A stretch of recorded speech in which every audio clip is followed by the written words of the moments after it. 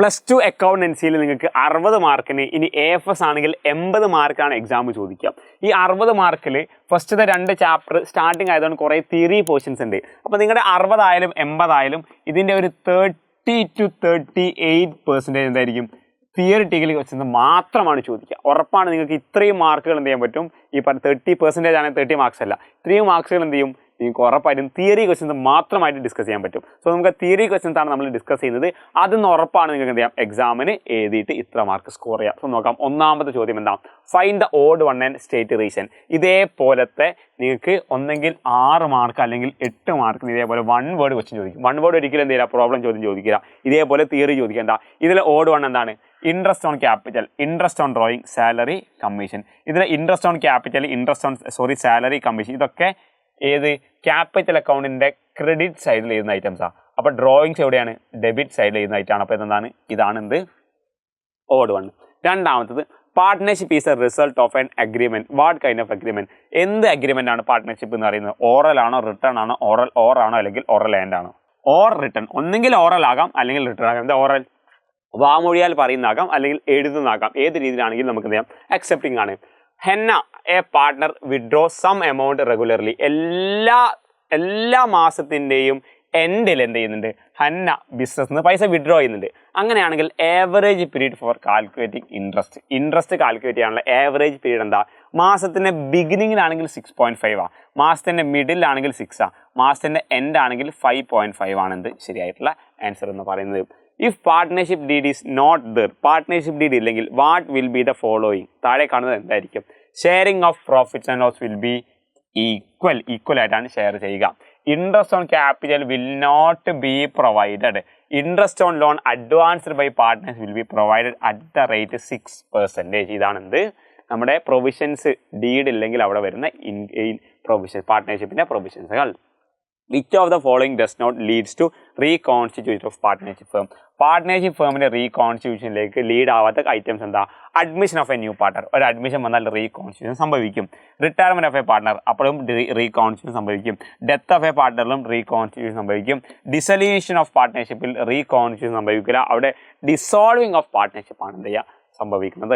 What are the factors affecting ഗുഡ്വില്ലിനെ affect ചെയ്യുന്ന factors എന്തൊക്കെ? ഒന്ന് നേച്ചർ ഓഫ് ദ ബിസിനസിൻ്റെ നേച്ചർ, അഥവാ the firm producing goods having A constant demand will have more goodwill. നല്ല ഭയങ്കര ഡിമാൻഡുള്ള അല്ലെങ്കിൽ ആൾക്കാർ ഡിമാൻഡ് ചെയ്യുന്ന ഒരു പ്രൊഡക്റ്റ് അല്ലെങ്കിൽ ഇന്നത് വാങ്ങണമെന്ന് ചിന്തിക്കുന്ന ഐറ്റംസ് ഉണ്ടാവുമല്ലോ, അതിന് നല്ല ഡിമാൻഡ് ഉണ്ടാകും. അതിന് നല്ല എന്തുണ്ടാകും, ഗുഡ്വിൽ ഉണ്ടാകും. ഫോർ എക്സാമ്പിൾ ആയി പറയുകയാണെങ്കിൽ നമ്മൾ ഈ പച്ചക്കറി ഐറ്റംസിനൊന്നും വലിയ എന്തുണ്ടാവില്ല, ഗുഡ്വിൽ ഉണ്ടാവില്ല. കാരണം ഇന്ന കടയിൽ പോയിട്ട് തന്നെ പച്ചക്കറി വാങ്ങണം എന്തെങ്കിലും നിർബന്ധിക്കില്ല. കാരണം നോക്കി കണ്ടെടുത്ത് എടുത്താൽ മതി. പക്ഷേ നമ്മളിപ്പോൾ ഒരു ഡ്രസ്സ് എടുക്കുകയാണെങ്കിൽ ഓക്കെ ആ ബ്രാൻഡിൻ്റെ ഡ്രസ്സുകളൊക്കെ നല്ലതായിരിക്കും. സോ അത് നമുക്ക് ഇഷ്ടപ്പെട്ട് ചൂസ് ചെയ്യുള്ളൂ അല്ലേ. സോ ആ രീതിയിലാണ് എന്താണ് നേച്ചർ ഓഫ് ദ ബിസിനസ്. രണ്ടാമത് സ്യൂട്ടബിൾ ലൊക്കേഷൻ.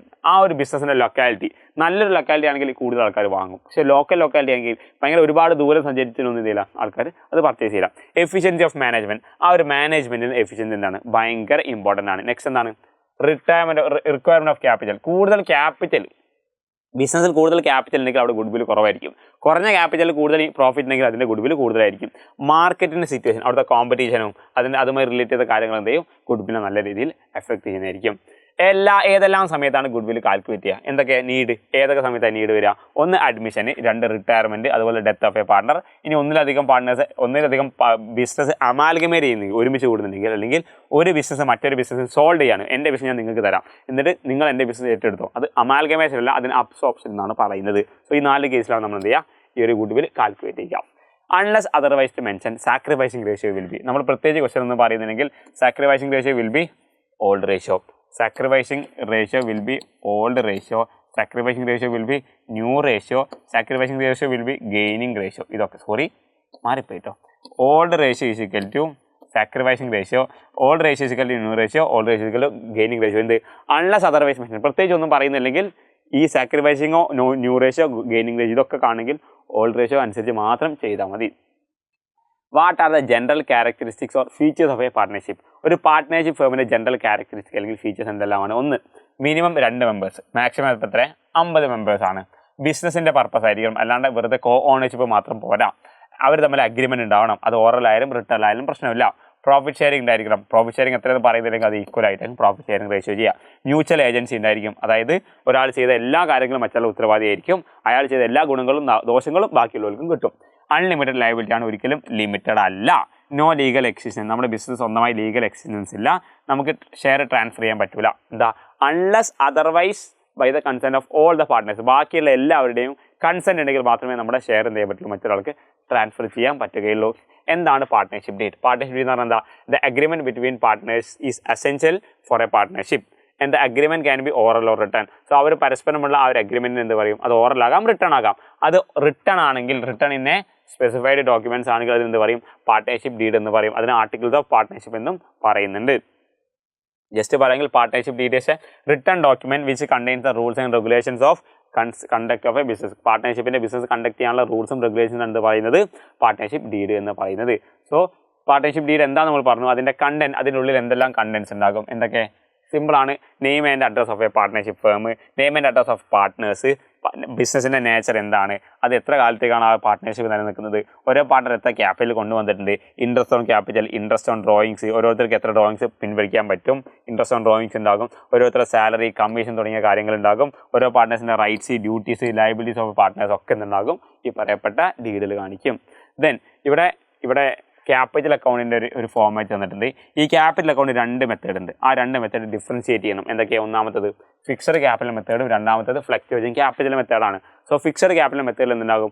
നമുക്ക് 2 അക്കൗണ്ട്സ് ഉണ്ടാകും. എന്തൊക്കെയാണ്? ഒന്ന് ക്യാപിറ്റൽ അക്കൗണ്ട്, മറ്റൊന്ന് കറണ്ട് അക്കൗണ്ട്. പക്ഷേ ഫ്ലക്ച്വേറ്റിംഗ് ക്യാപിറ്റൽ മെത്തേഡിൽ ആകെ ഒരു അക്കൗണ്ട് ഉണ്ടാവുള്ളൂ. അതിന് ക്യാപിറ്റൽ അക്കൗണ്ട് എന്നാണ് പറയാം. എന്തൊക്കെ തരം അഡ്ജസ്റ്റ്മെൻറ്റ്സ് ഉണ്ടാകും? ഇവിടെ ഉണ്ടാവും എന്താണ്?